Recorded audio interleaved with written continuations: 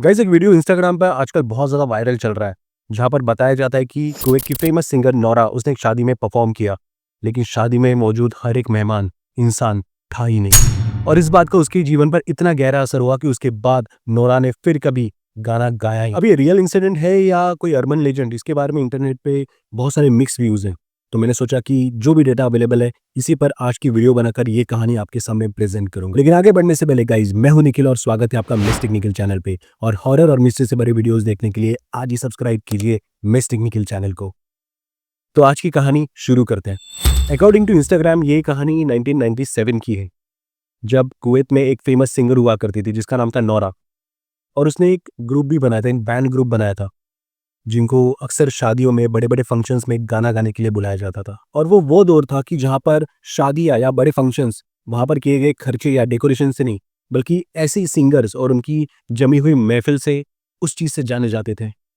तो एक रात नोरा ऐसी एक परफॉर्मेंस से, ऐसी एक शादी से अपने घर पे लौटी। उसने सोचा कि बहुत थकी हुई हो तो थोड़ा आराम कर लूँगी। लेकिन वो जैसे ही अपने घर का दरवाज़ा खोलती है तो उसे अपनी फ़ोन की घंटी सुनाई देती है। तो तुरंत जाके कॉल को पिक कर लेती है। कॉल पे एक भारी भारी भरकम सी आवाज़ उसको सुनाई देती हो। लेकिन अजीब बात ये नहीं होती कि उस आदमी की आवाज़ बहुत भारी हो।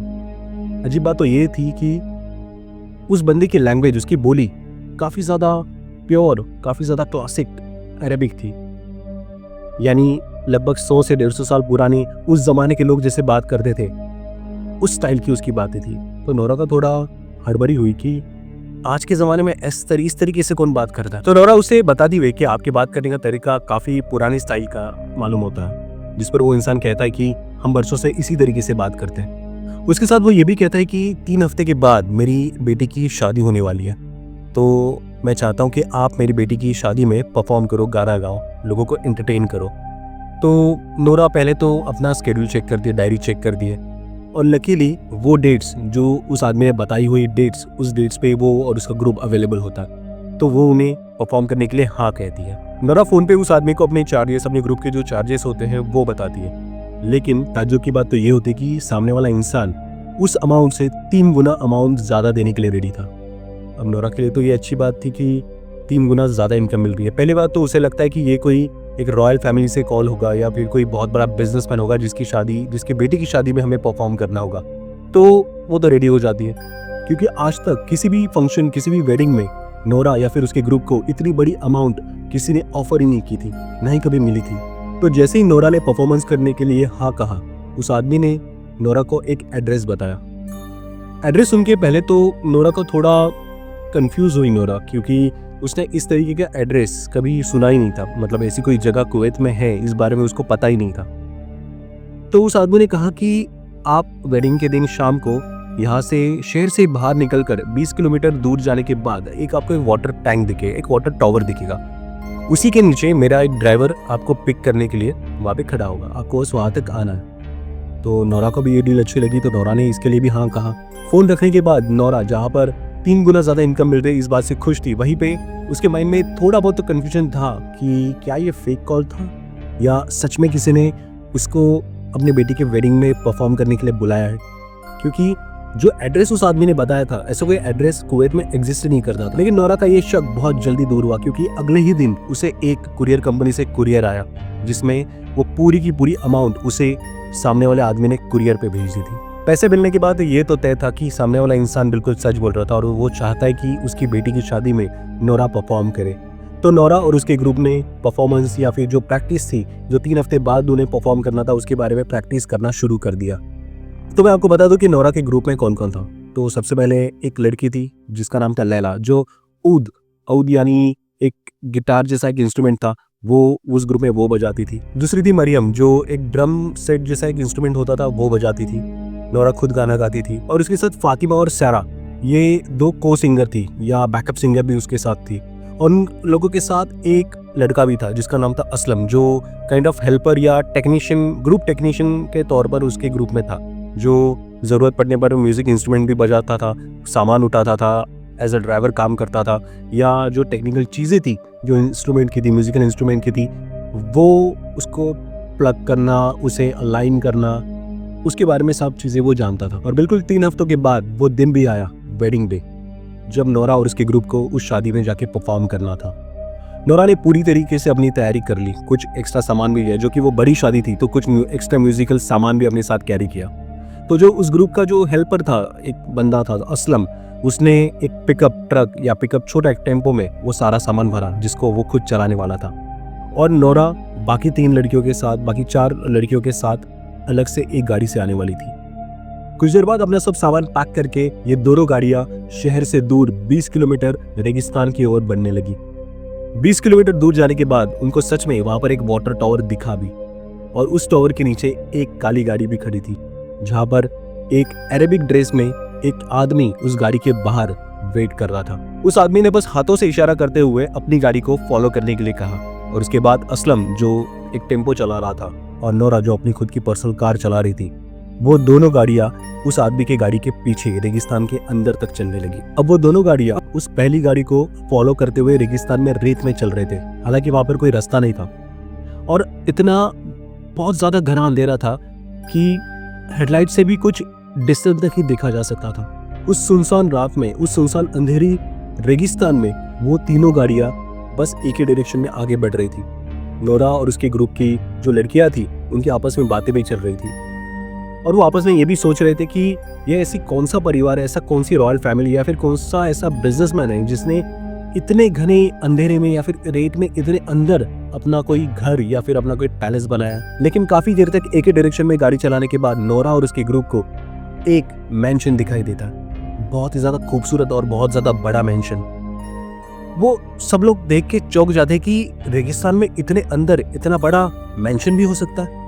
वो बहुत ही ज्यादा लाइट से भरा हुआ था, बहुत ही ज्यादा म्यूजिक की आवाज आ रही थी, जैसे बहुत बड़ी पार्टी चल रही हो वहां पर, लोगों की चहल पहल, लोगों का आपस में बात करना, इसकी आवाज बाहर तक आ रही थी। जैसे उस मेंशन के बाहर नोरा और उसकी गाड़ी पहुंची, जो गाड़ी आगे चल रही थी, जो उनको डायरेक्शन दिखा रही थी, उसने एक आगे से यू टर्न लिया और वो नोरा और असलम की गाड़ी के पीछे चली गई। उसके बाद उस मेंशन के गेट पर पहुंचने के बाद नोरा और उसका पूरा जो ग्रुप था वो अपनी अपनी गाड़ियों से उतरे और उन दोनों गाड़ियों के पीछे जाकर अंधेरे में ही गायब हो गई। नोरा को फील हुआ कि अरे उस इंसान को, वो जिस आदमी ने हमें गाइड किया, उसे एटलीस्ट हम थैंक यू बोलना चाहिए था। नोरा और उसका ग्रुप जब अपनी गाड़ियों से उतरे तो उनके सामने एक बहुत बड़ा मेंशन था। उन्होंने इतना बड़ा मेंशन आज तक अपनी लाइफ में कभी देखा ही नहीं था। इतनी बड़ी रोशनाई, इतने अच्छे डेकोरेशन आज तक उन्होंने अपनी जिंदगी में कभी देखे नहीं थे। उसके बाद नोरा असलम से कहते हैं कि जितने भी म्यूजिकल इंस्ट्रूमेंट्स है, हमारे सामान है, उसे एक एक करके गाड़ी से निकालना स्टार्ट करें। और उतनी देर में मेन गेट के अंदर से एक लेडी नोरा की तरफ चल के आती है और उन सभी का स्वागत करती है। वो लेडी बताती है कि वो नोरा और उसके ग्रुप को वेलकम करने आई है, रिसीव करने आई है, और वो उसे उस जगह तक लेके जाएगी, गाइड करेगी जहाँ पर उन लोगों को एक्चुअल में परफॉर्म करना है। तो वो सभी लोग उस लेडी को फॉलो करते हुए मेंशन के अंदर एंटर होते हैं और नोरा और उसका पूरा क्रू ये एक चीज नोटिस करता है कि डेकोरेशन, लाइट्स, ये भले आज के जमाने की लग रही हो, लेकिन इस मेंशन का जो इंटीरियर है, जो ओवरऑल स्ट्रक्चर है, वो काफी पुराने जमाने का लग रहा है, काफी ओल्ड स्टाइल है। तो नोरा को लगता है कि ये लोग जैसे जिस प्रकार से अपनी लैंग्वेज को, अपने कल्चर को संभाल रहे हैं, शायद उसी थीम पर आज की वेडिंग बेस्ड होगी। उस मेंशन के बहुत बड़े बड़े कॉरिडोर पार करने के बाद वो लेडी उन्हें एक हॉल तक लेके जाती है और वहाँ पे बताती है कि आपको इसी हॉल में, इसी जगह पे परफॉर्म करना है। तो परफॉर्मेंस 10:30 के बाद से स्टार्ट होगा, सारे गेस्ट आना स्टार्ट हो जाएगा। आप तब तक अपनी जो कुछ सेटअप होगा वो कर लीजिए, और देर रात 12 बजे के आसपास दुल्हन की एंट्री होगी। तो वो लोग भी एग्री कर लेते हैं और तब तक अपना सेटअप करना स्टार्ट कर लेते हैं। वो लेडी के गाइड करके चले जाने के बाद नोरा और उसका पूरा ग्रुप फिर एक अपना पूरा म्यूजिकल सेटअप करने में लग जाता है। ऐसे खास परफॉर्मेंसेस के लिए नोरा का हमेशा एक फिक्स अटायर था। वो हमेशा एक रेड कलर का एक ड्रेस पहना करती थी और उसके ऊपर काले रंग का हिजाब पहनती थी। और जैसे जैसे उनकी तैयारियां आगे बढ़ी, उनका सेटअप कंप्लीट हुआ, वैसे घड़ी में 10:30 बजे, और 10:30 बजते ही कुछ अजीब सा हुआ। अजीब सा यानी उनके सामने जो हॉल अभी कुछ सेकंड्स पहले बिल्कुल खाली था, वो अचानक गेस्ट, मेहमानों से बिल्कुल भर चुका था। मानो वो सब लोग एक साथ अचानक उस जगह पर प्रकट हुए थे। कुछ लोग पर्दे के पीछे से चल के आ रहे थे, कुछ लोग खंबे के पीछे से चल के आ रहे थे, लेकिन मेन गेट से, मेन कॉरिडोर से किसी को भी उन्होंने आते हुए नहीं देखा था। ये बात उनके लिए थोड़ी अजीब थी, और धीरे धीरे करके वो पूरा हॉल मेहमानों से भरने लगा था। और ताज्जुब की बात है कि वहां पर जितने भी लेडीज या जेंट्स थे, जितने भी मेहमान थे, सभी लोगों ने एक ही तरीके के कपड़े पहने थे, एक ही तरीके के अरेबिक स्टाइल के कपड़े पहने थे। तो नोरा ने ये देखते हुए थोड़ी देर के लिए इस सब चीज़ों को थोड़ा इग्नोर कर दिया और उन्होंने आने वाले गेस्ट के लिए, आए हुए मेहमानों के लिए एक वेलकम सॉन्ग गाया अरेबिक स्टाइल में। और वो सॉन्ग सुन के उनके सामने जितने भी गेस्ट थे, वो सब लोग पागलों की तरह चिल्लाने लगे, नाचने लगे। हालांकि वो इतना एनर्जेटिक सॉन्ग था भी नहीं, और अजीब तरीके से नाचने लगे जैसे उनमें अचानक से कोई एनर्जी आई हो। उन सब मेहमानों का डांस करने का तरीका बिल्कुल अजीब, बिल्कुल वियर्ड था। उन सबको देख के लग रहा था कि वो सब लोग सिंक्रोनाइज वे में एक ही तरीके की मूव, एक ही तरीके का डांस कर रहे थे। मानो किसी ने उन सभी लोगों को अजीब तरीके से प्रोग्राम किया हो, सिर्फ नाचने के लिए, एक ही मूव को फॉलो करने के लिए। और उनके मूव्स भी ऐसी थी, उनके डांस करने का तरीका भी ऐसा था कि उनकी बॉडी कुछ ज़्यादा ही मोड़ रही थी। उनके हाथ, उनकी गर्दन, उनकी कमर डांस करते हुए कुछ इस तरीके से मुड़ रही थी कि जैसे ये नॉर्मल इंसान के बस की बात नहीं थी। नोरा और उसके ग्रुप को समझ ही नहीं रहा था कि ये सब लोग इतने अजीब ढंग से क्यों डांस कर रहे हैं। ऐसा ऐसा क्या हो गया उनको कि ये लोग इस तरीके से डांस कर रहे हैं। ये बात कुछ तो वियर्ड लगी उसे, लेकिन वो चीज़ अजीब क्या थी, वो वियर्डनेस क्या थी, ये उस वक्त नोरा को तो नहीं समझ में आया। जब नोरा और उसके ग्रुप का परफॉर्मेंस चालू था तो कुछ लोग खुश होकर उनके पास आकर उन्हें कुछ गिफ्ट या फिर पैसे दे रहे थे। और ये बहुत आम बात है अरेबिक में कि कोई परफॉर्म कर रहा हो, कोई महफिल चल रही हो, तो वहाँ पे लोगों का आकर खुशी से कुछ पैसे देना सिंगर्स को या फिर जो इंस्ट्रूमेंट्स बजा रहे हैं उनको। और तभी एक लेडी नोरा के पास आई और उसने नोरा को पैसे देने चाहे, और नोरा ने भी वो पैसे एक्सेप्ट करने के लिए हाथ आगे बढ़ाया। लेकिन जितनी तेजी से उसने हाथ आगे बढ़ाया था, उतने ही तेजी से उसने हाथ पीछे खींच लिया, क्योंकि जब उसने पैसे लेते वक्त उसका हाथ, नोरा का हाथ उस लेडी के हाथों से टच हुआ था और उसे बहुत ज़्यादा तेज गर्म झटका महसूस हुआ था। और ये बात उसके बगल में बैठी मरियम ने भी देख ली थी। नोरा को भी पता चला कि अभी जो कुछ हुआ एक सेकंड पहले, वो कुछ नॉर्मल नहीं था। उसकी नज़र मरियम तक गई। मरियम उस लेडी की तरफ देखकर बहुत ज़्यादा शॉक हुई थी, उसे ही घूरे जा रही थी। मरियम बहुत ज़्यादा डर गई थी और ये बात नोरा के भी ध्यान में आई। नोरा ने बस आंखों से इशारा करते हुए मरियम को कहा कि कुछ रिएक्ट मत करना, अपना परफॉर्मेंस बस चालू रखना। और उसी के साथ नोरा के ये बात भी समझ में आई कि जो कुछ वियर्डनेस या फिर जो कुछ अजीब सी चीज़ें वो फील कर रही थी, वो उसके ग्रुप के बाकी लोग भी फील कर रहे थे। और तभी नोरा ने सभी लोगों को अपनी आंखों से इशारा करते हुए, परफॉर्म करते हुए ही अपनी आंखों से इशारा करते हुए सभी लोगों को चुप रहने के लिए कहा, बस रिएक्ट ना करो।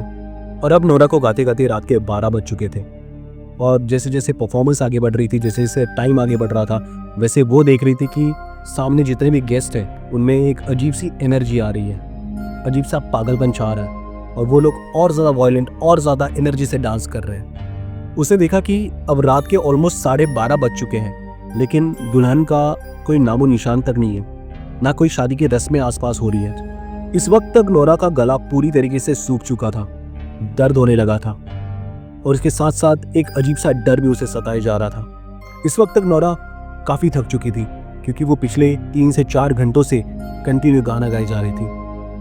वो जितनी थकी हुई थी, उसके साथ साथ एक अजीब सा डर भी उसे सताए जा रहा था। और अचानक 12:30 बजे के आसपास ही उसी हॉल में अचानक बहुत ही ज़्यादा स्मोक आने लगा। हर जगह पर बहुत ही ज़्यादा वाइट स्मोक छाने लगा, लेकिन उस स्मोक में से काफ़ी ज़्यादा, बहुत ज़्यादा अच्छी इत्तर की खुशबू आ रही थी। और जैसे वो स्मोक हटा, उसके बाद नोरा और उसके ग्रुप ने जो देखा, उसके बाद ये मंजर उनके, वो लोग मरते दम तक नहीं भूल सकते। काश उस वक्त वो मंजर, वो नज़ारा उन लोगों ने नहीं देखा होता। नोरा ने देखा कि जैसे ये स्मोक बढ़ने लगा, वैसे ही वो सारे मेहमान अब उछल उछल के, कूद कूद के डांस करने लगे, बहुत ज्यादा एनर्जी के साथ। लेकिन कुछ देर बाद जब वो स्मोक थोड़ा सा कम हुआ, उसके बाद नोरा ने देखा कि नाचते हुए, कूदते हुए उन सभी लोगों के जो ड्रेस है, जो भी कपड़े उन्होंने पहने थे, वो थोड़े ऊपर हो रहे और उनके पैर दिखने लगे। और नोरा और उसके ग्रुप ने देखा कि उनके पैर इंसानों जैसे नहीं थे, वहां पर भेड़िए या बकरियों के पैर थे और उन्हीं पैरों पर वो हर एक मूव कर रहे थे, हर एक डांस स्टेप कर रहे थे। और डांस करते हुए उनके हाथ अजीब तरीके से बढ़ रहे थे और उसके साथ उन्हें दिख रहे थे उनके बहुत ही लंबे और नुकीले नाखून। और इस वक्त तक नोरा और उसके ग्रुप को समझ आ चुका था कि वो जिस शादी में परफॉर्म कर रहे हैं वो शादी इंसान की तो नहीं है। उस वक्त तक नोरा और उसके ग्रुप काफी थक चुके थे, बहुत टाइम से वो परफॉर्म कर रहे थे और उसी एक साथ साथ उन्हें अब जो एक नई चीज पता चली थी उस चीज से वो डर भी चुके थे। लेकिन नोरा ने एक चीज समझी थी, वो जो कुछ जानती थी उस बेस पे उसने अपने ग्रुप को आंखों से इशारा करते हुए बस इतना ही कहा था कि रिएक्ट मत करना, जताना मत, डर लग रहा हो दिखाना मत। जैसे वो आंखों से इशारा करते हुए अपने पूरे ग्रुप को एक हौसला दे रही थी, एक हिम्मत दे रही थी, जबकि वो खुद भी उसी तरीके से उतनी ही डरी हुई थी। और नोरा के सामने डांस कर रहे हुए उन लोगों को कुछ फर्क ही नहीं पड़ रहा था कि नोरा और उसका ग्रुप इतने टाइम से गाना गा रहे हैं या उन्हें हमारे असली रूप शायद दिख गए होंगे। उन्हें इस बात से कोई फर्क नहीं पड़ रहा था, वो बस अपनी ही धुन में डांस किए जा रहे थे। ये सब मंजर देखकर जितनी नोरा डरी थी उतना ही उसका ग्रुप भी डर गया था। असलम के तो हाथ फ्रीज हो गए, सारा से तो गाना गाया नहीं जा रहा था। सिर्फ लैला, मरियम और नोरा यही लोग परफॉर्म कर रहे थे। उन सब की हालत अब ऐसी हो रही थी कि उन्हें सामने वाले को दिखाना नहीं था कि उन्हें उनकी असलियत पता चल गई है और ना ही उन्हें गाना रोकना था।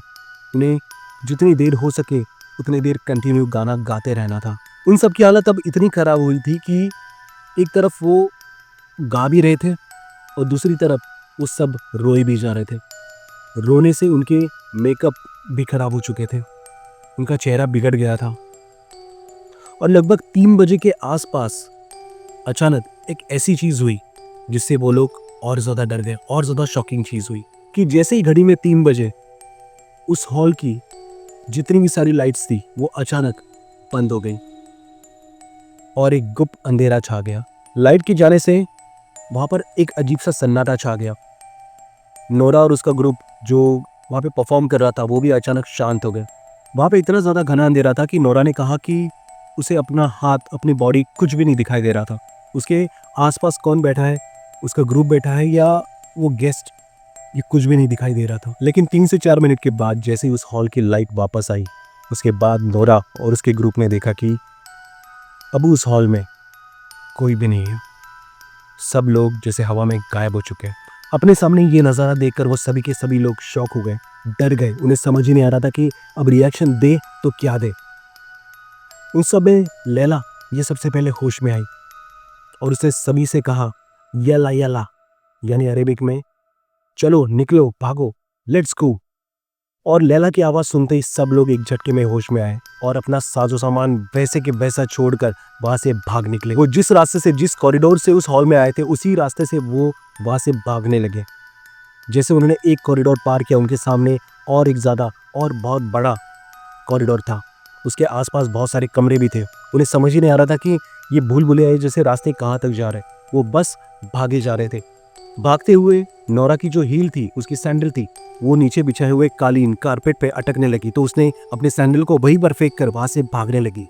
जैसे तैसे भाग भाग कर अपनी जान बचाते हुए सब लोग कैसे तो मेन गेट तक पहुंचे, उस मेंशन से बाहर आए। उस खुली हवा में आकर उन्हें आज़ादी क्या होती है, फ्रीडम क्या होता है, किसी के कैद से निकलने का मतलब क्या होता है, ये उन्हें समझ में आया।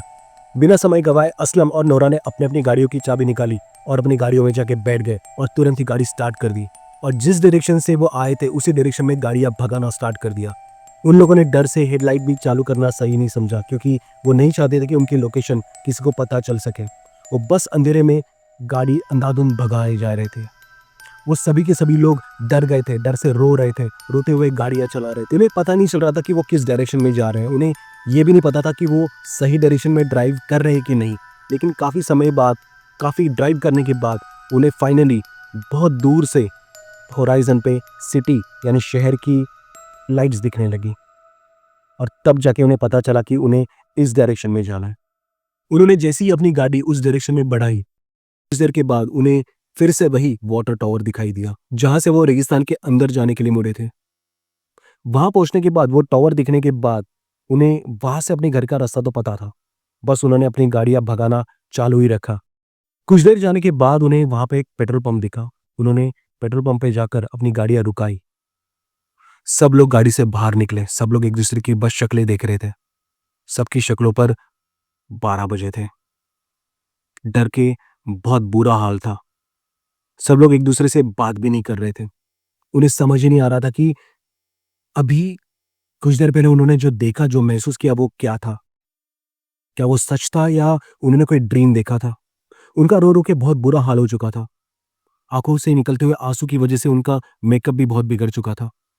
फाइनली उन्होंने जैसे तैसे अपने आप को संभाला, शांत किया और पानी पीकर सभी लोग अपने अपने घरों की ओर बढ़ गए। अगले दिन नोरा ने जो अगर कोई चीज की वो ये कि सबसे पहले जाकर उसने पुलिस स्टेशन में रात में जो भी उसके साथ वाकया हुआ उस बारे में कंप्लेंट की और पुलिस से सिर्फ इतनी रिक्वेस्ट की कि वो जो अपना म्यूजिकल इंस्ट्रूमेंट सामान छोड़ के आई है वो उसे बस वापस दिला दिया जाए। और उसके साथ साथ उसने वो एड्रेस भी पुलिस वालों के साथ शेयर किया। एड्रेस सुनने के बाद पुलिस वालों को थोड़ी हैरानी हुई, क्योंकि ऐसा एड्रेस, ऐसा लोकेशन उन्होंने इसके पहले तो कभी नहीं सुना था। उन्हें पता ही नहीं था कि रेगिस्तान में ऐसी कोई जगह भी है। पर जो कि नोरा ने रिक्वेस्ट की थी तो उन्होंने उस जगह पर जाके चेक करने के लिए हाँ कह दिया और वो नोरा के साथ उसी जगह पर पहुंचे।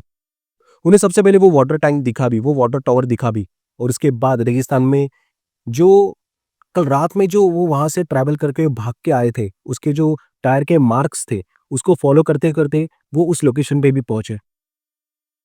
अब लोकेशन पे पहुंचने के बाद नोरा का और एक झटका लगने वाला था, क्योंकि अब उस लोकेशन पे वो मैंशन था ही नहीं। वो बिल्कुल जगह खाली रेगिस्तान थी।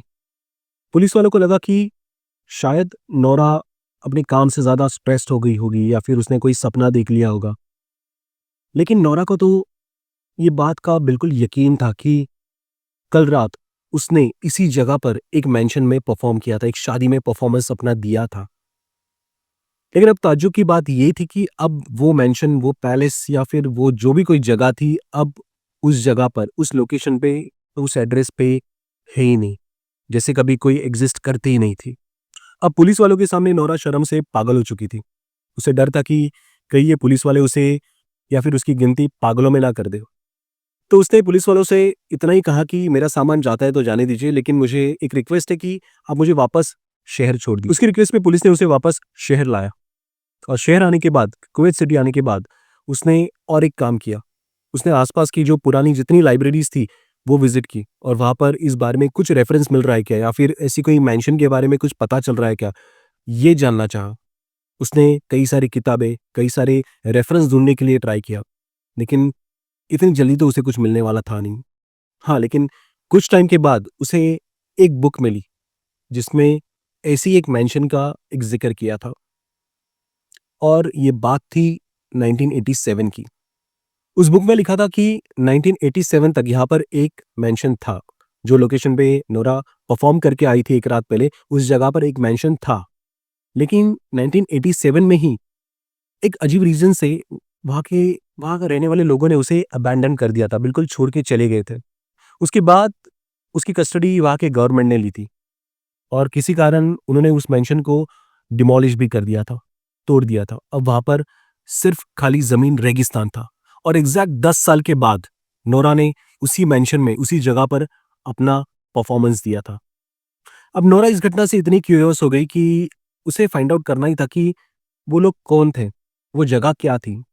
तो उसे याद है कि उसे जो नंबर आया था, एक कॉल आया था, उसने उसी नंबर को रीडायल किया। लेकिन जब भी वो कॉल डायल करती उसे एक ही ट्यून बजती, एक ही ट्यून सुनाई देती कि ये जो नंबर आप डायल कर रही हो वो एग्जिस्ट ही नहीं करता। फिर डोरा को याद आया कि जो अमाउंट या फिर जो पैसे आए थे वो भी कुरियर से आए थे। तो उसने कुरियर कंपनी में जाके ये पैकेज किसने भेजा था इसके बारे में इंक्वायरी करनी चाहिए। वहां पर भी उसके हाथों फेल्यूर ही लगा, क्योंकि उसे पता चला कि ऐसा कोई पार्सल, ऐसा कोई पैकेज उन्होंने नोरा के एड्रेस पे कभी भेजा ही नहीं था। अब इस घटना का नोरा की जिंदगी पर इतना गहरा असर पड़ा कि सिर्फ 35 की एज में और अपने करियर के पीक टाइम पर नोरा ने अपने सिंगिंग करियर को हमेशा के लिए अलविदा कह दिया। कई लोगों ने नोरा की स्टोरी को पब्लिसिटी स्टंट भी बताया या फिर रिटायर्ड होने से पहले एक किया गया पीआर स्टंट। लेकिन वही कुछ लोग, मेजॉरिटी पब्लिक ऐसी भी थी, एक ग्रुप ऐसा भी था जो ये मानते थे कि नोरा अपने करियर के पीक टाइम पर थी। वो बहुत ज़्यादा मशहूर, बहुत ज़्यादा फेमस थी और उसे ऐसे किसी स्टंट करने की, ऐसे किसी पीआर की ज़रूरत नहीं थी। और आज इतने सालों के बाद नोरा अपनी लाइफ एज़ अ हाउसवाइफ बिता रही है। वो आज भी गाना गाती तो है, लेकिन सिर्फ़ अपने पोते-पोतियों के लिए। ये एक ऐसा इंसिडेंस था उसके लाइफ का जिसने उसकी सोच, उसकी ज़िंदगी, उसका करियर हमेशा-हमेशा के लिए बदल दिया था। तो गाइज़ आपको क्या लगता है कि नोरा ने जो उस शादी में परफ़ॉर्म किया था, वहाँ के वो लोग कौन थे? क्या वो सच में लोग थे भी या नहीं? ये वो जगह कौन-सी थी? वो जगह क्या थी? आपके व्यूज़ मुझे कमेंट करके ज़रूर बताइए और आई होप आपको ये कहानी आज की अच्छी लगी हो, तो इसे एक लाइक ज़रूर कीजिए और ऐसी हॉरर और मिस्ट्री से भरी वीडियोज़ देखने के लिए आज ही सब्सक्राइब कीजिए मिस्टिक निखिल चैनल को। तो मैं मिलूँगा आपसे अगले वीडियो में एक और हॉरर, एक और मिस्ट्री के साथ। तब तक के लिए goodbye and take care.